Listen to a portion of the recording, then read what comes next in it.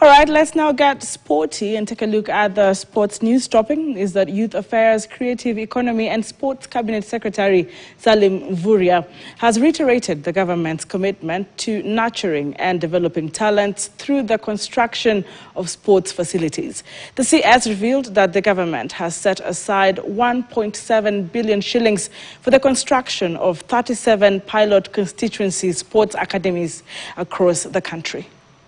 Katika zile constituencies 27 za Kenya nzima ambazo ziko katika awamu ya kwanza ya kujengewa hiyo Academy of Sports, na tumeweza kutambua kwamba tutaijenga pale Matuga Girls.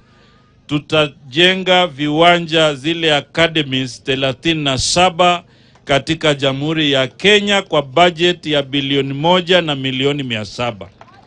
Na hapa ndani ya kaunti hii tunajenga hapa Matuga constituency na Kinango ambayo tayari tumeidhinisha milioni 110 ili kujenga hiyo viwanja ambayo ni ya majaribio ya hapa ndani ya kaunti ya Kwale.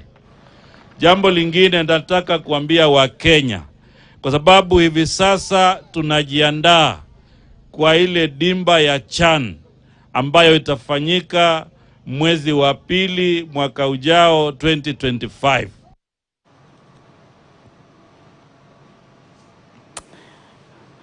Well, that's it for the news tonight. Thank you so much for choosing KTN and for trusting us to give you the credible news. Of course, here's where the facts inspire the fun. Enjoy the rest of your holiday and your viewing. See you again tomorrow, same place, same time.